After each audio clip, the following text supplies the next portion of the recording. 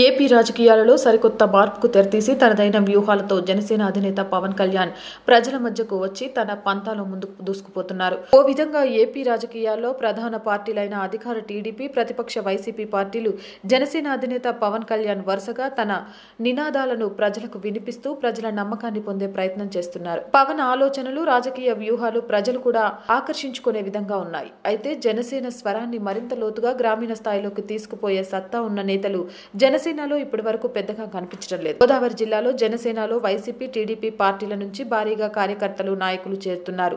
అయితే ఉత్తరాంధ్ర విషయానికి వచ్చేసరికి జనసేన వైపు బలమైన నాయకులు చూపు పట్టడం లేదని తెలుస్తుంది. ఉత్తరాంధ్రలో జనసేనాని పర్యటించినప్పుడు ప్రజల నుంచి విశేష స్పందన రావడంతో యువతరం అధిక సంఖ్యలో ఆయన వెంట నడవడానికి ముందుకొచ్చారు. అయితే యువతరాన్ని ముందుండి నేర్పించడానికి నియోజకవర్గ స్థాయిలో బలమైన నాయకులు జనసేనకు లేకపోవడం స్థానికంగా కొంత బలహీనత కనిపిస్తుంది. ఉత్తరాంధ్రలో ప్రధానంగా శ్రీకాకుళం, విజయనగరం జిల్లాల్లో జనసేన బలమైన నాయకత్వం లేకపోవడంతో పార్టీ సిద్ధాంతాలను, జనసేన మేనిఫెస్టోలను ప్రజలకు వినిపించే నాదుడే లేకుండా పోయాడు. ఇప్పటికీ ఈ జిల్లాలో గ్రామ స్థాయిలో ప్రజలకు పవన్ కళ్యాణ్ జనసేన పార్టీ మూడో ప్రత్యామ్నాయంగా రాష్ట్రంలో ఉందనే విషయం తెలియకపోవడం గమనార్హం.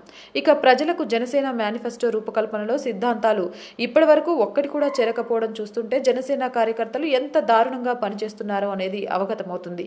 కేవలం పార్టీకి పెద్ద దిక్కుగా సరైన నాయకుడు అంటూ లేకపోవడంతో ఉత్తరాంధ్ర జిల్లాలో జనసేనకు సంబంధించిన ఏ ఒక్క సమాచారం తెలియడం లేదు అనేది ప్రాథమికంగా కనిపిస్తున్న విషయం. పవన్ కళ్యాణ్ ఈ ఉద్దేశంతో రాజకీయాల్లోకి వచ్చాడు. ప్రజలకు ఏం చేయబోతున్నాడు అనే విషయాలు కూడా గ్రామ స్థాయిలో ప్రజానికానికి తెలియకపోవడం కాస్త ఆలోచించాల్సిన విషయమే.